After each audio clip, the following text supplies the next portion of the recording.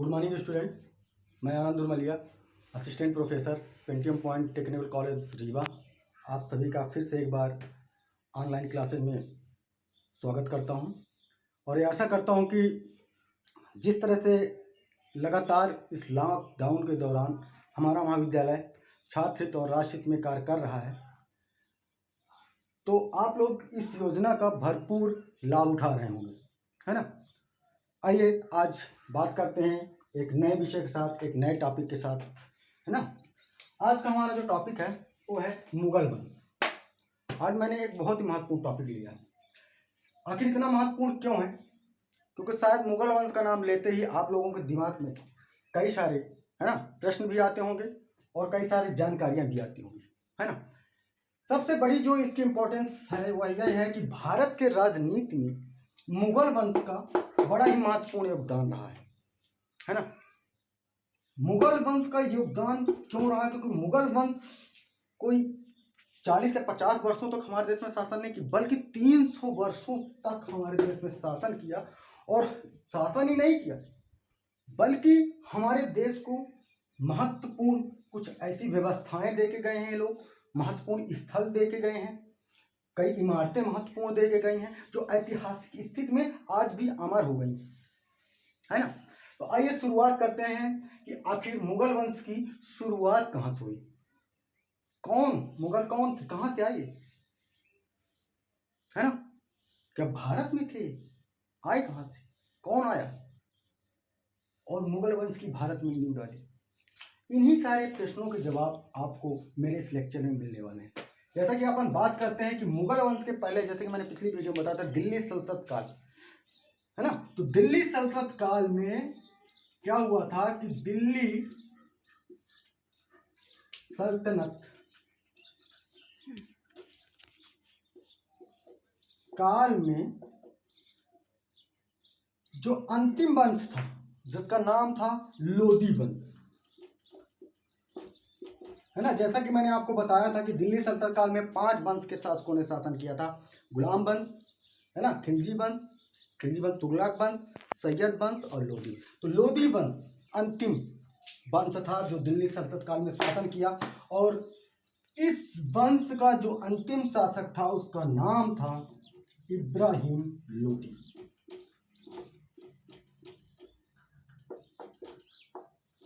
कौन था? इब्राहिम लोदी। अर्थात उस टाइम में, है ना, भारत में इब्राहिम लोदी शासन कर रहा था, है ना। दिल्ली की गद्दी में कौन बैठा था? इब्राहिम लोदी।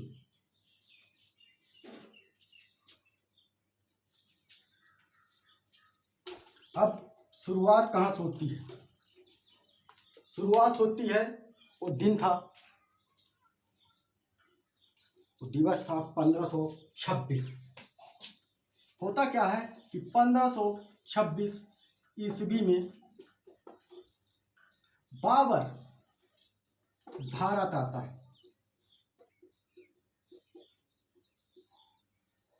मात्र कुछ सैनिकों के साथ,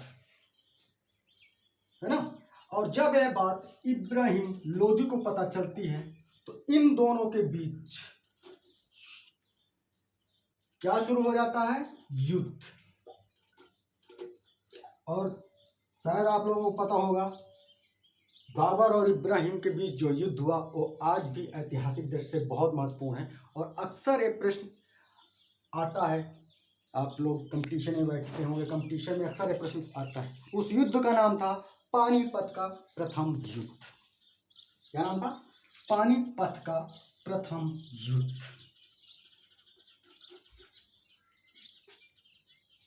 पानीपत का प्रथम युद्ध किसके किसके बीच में हुआ? बाबर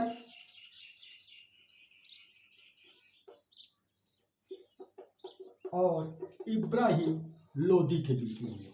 कब हुआ? 1526 ईस्वी में हुआ। कहाँ हुआ?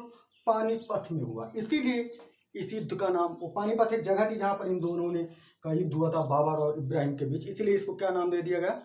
पानीपत का प्रथम युद्ध। और यहीं से एक नए वंश की शुरुआत होती है, जिसे मुगल वंश कहते हैं। युद्ध में क्या होता है कि युद्ध में इब्राहिम लोदी पराजित होता है और बाबर इस युद्ध में विजय प्राप्त करता है। अब यहाँ प्रश्न और एक उठता है कि आखिर क्या बाबर इतना शक्तिशाली था? क्या इब्राहिम लोदी इतना कमजोर था? नहीं।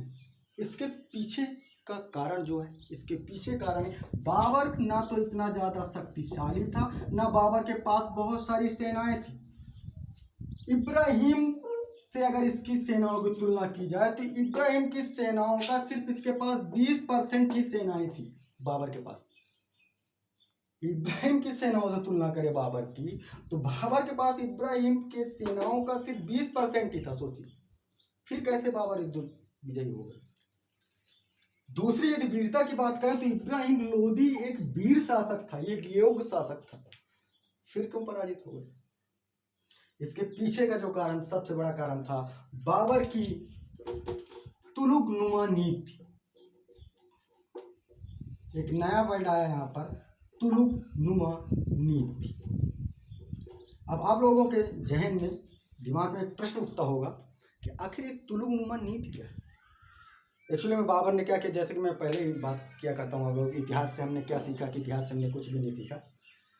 अपने भारत में हम लोग कुछ ज़्यादा ही भावनात्मक हैं और ज़्यादा ही बहुत जल्दी इमोशनल हो जाते हैं और कुछ ऐसे परंपराएं बना दी गई हैं, रूढ़ परंपराएं, जिनका पालन हम लोग करते हैं। उसी का फायदा उठाया था बाबर। बाबर ने क्या किया था कि सेनाएं जो हैं, सेनाओं की व्यवस्था कुछ इस तरह से की थी, ध्यान से देखिएगा। उसने क्या किया कि सेनाओं को एक निश्चित क्रम में व्यवस्थित किया। आगे जो सेनाएं लगाई थी उसने, वो सेनाएं नहीं थी बल्कि एक दिखावा। तो उसने क्या किया था कि जानवरों को आगे कर दिया था जानवरों को आगे कर दिया था और जानवरों के पीछे अपनी कुछ सेनाओं को छुपा दिया था और बीच में अपना यहाँ बैठा हुआ था, यहाँ से संचालित कर रहा था, है ना। तो जो इब्राहिम लोदी की सेनाएं थी, उसने सोचा कि जानवर आ गए हैं और जानवरों में वार करना गलत बात है ना। तो इन लोगों ने क्या किया कि बोले कि हम लोग जानवरों पर वार नहीं करेंगे भाई, पशुओं की हत्या नहीं करेंगे, है ना। दूसरी जो इसकी सबसे इंपॉर्टेंट चीज थी, इन सेनाएं जो उसकी दो टुकड़े में बांटा, तो उन सेनाओं के आगे उसने तोप खाने लगा दिए थे। क्या लगा दिए थे? तोप खाने। यहां से एक प्रश्न और बनता है कि भारत में सर्वप्रथम तोप खानों का प्रयोग किसने किया था? भारत में सर्वप्रथम तोप खानों का प्रयोग बाबर ने किया था। जहां मैं शुरू में बात कर रहा था कि क्या बाबर के पास क्या ऐसी चीज थी, बाबर के पास कौन सी ऐसी विशेषता थी जिसके दम पर बाबर ने भारत में अपनी शासन सत्ता स्थापित की? बाबर के पास थी तोप। क्या थी? तोप। और उसी तोप, आधुनिक तोप के दम पे भारत में बाबर ने अपनी शासन सत्ता को स्थापित किया था। चूंकि इब्राहिम के पास, लोदी के पास वही पुरानी पारंपरिक सेना थी, इसके पास करीब 15 से 20 हजार सेना थी, लेकिन सब वही पुरानी परंपरा, हथियार थे उसके पास, तलवार थे, भाले थे, है ना। अब तलवार वाले कहाँ सामने आए? जब तोप से एक बार वो निकलता था तो हजारों की संख्या में इसकी सेना नष्ट हो जाती थी, है ना। तो सबसे बड़ा बाबर के जो जीतने में, बाबर के विजयी होने में उसकी नीति थी पहली तुलुक नुमा नीति, जिसमें उसने भावनात्मक रूप से लोदी को परास्त किया। अर्थात उसने क्या किया कि सामने जानवरों को खड़ा कर दिया था और बहुत सारे पेड़ों में क्या किया था कि जानवरों की खालें उड़ा दी थी, है ना। तो दूर से लगता था कि जानवर है ना। और इब्राहिम की सेना जानवरों पर वार नहीं कर रही थी और जानवरों के पीछे क्या छुपे हुए थे? सैनिक। और सैनिक के आगे क्या थे? तोपे थे। तो जैसे ही इब्राहिम लोदी की सेना आगे बढ़ी, इन लोगों ने जानवरों को हटाकर सीधे तोपे चालू कर दी, है ना। तो यही सबसे बड़ा कारण था भारत में शासन सत्ता स्थापित करने की। बाबर ने तकनीकी का प्रयोग किया। इसलिए कहते हैं दोस्तों, तकनीकी बहुत जरूरी है ना, तकनीकी बहुत आवश्यक है। बाबर ने भारत में सबसे पहले तकनीकी का प्रयोग किया था। ये प्रश्न बनता है, इसमें मैं बात करूंगा अभी तक जो पढ़ा है ना। तो इसने क्या किया था? तोपों का इस्तेमाल किया था बाबर ने, है ना, जिसके कारण इसे युद्ध में, है ना, विजय होता है। और इब्राहिम लोदी युद्ध में वीरगति को प्राप्त होता है और सन 1526 में एक नए राजवंश की शुरुआत हो जाती है। उस राजवंश को कहते हैं मुगल वंश। ठीक। अब इससे जो प्रश्न बन रहे हैं, है ना, प्रतियोगी परीक्षाओं की दृष्टि से भी प्रश्न बन रहे हैं और आपके परीक्षाओं की भी दृष्टि से इसमें प्रश्न बन रहे हैं। सबसे पहला प्रश्न बन रहा है कि मुगल वंश, भारत में मुगल वंश का संस्थापक कौन था? बाबर। दूसरा जो प्रश्न बन रहा है कि पानीपत का प्रथम विश्व युद्ध या पानीपत का जो युद्ध है वो कब लड़ा गया? पानीपत का युद्ध 1526 में। तीसरा युद्ध प्रश्न, पानीपत का युद्ध किसके किसके बीच लड़ा गया? पानीपत का युद्ध बाबर और इब्राहिम लोदी के बीच लड़ा गया। ठीक है ना।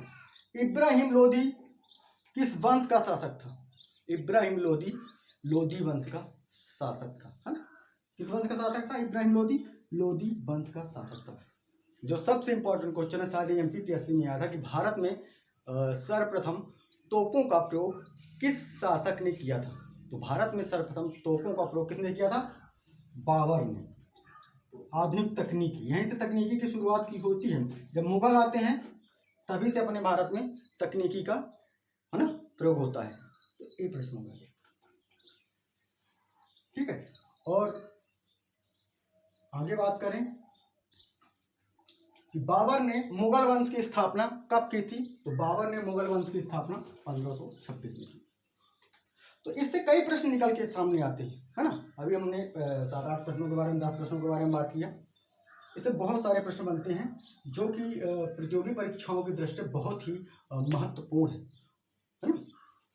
इसलिए कहते हैं कि इतिहास से हमने क्या सीखा? कि इतिहास से हमने कुछ नहीं सीखा, लेकिन ज़रूरत है इतिहास से सीखने की। तो आज हमने पढ़ा मुगल वंश के बारे में, मुगल वंश की शुरुआत कैसे होती है और फिर भारत के राजनीति में मुगल वंश का क्या प्रभाव रहा, उसके बारे में हम अगली वीडियो में बताएंगे। तब तक आप घर में रहें, सुरक्षित रहें। Best of luck.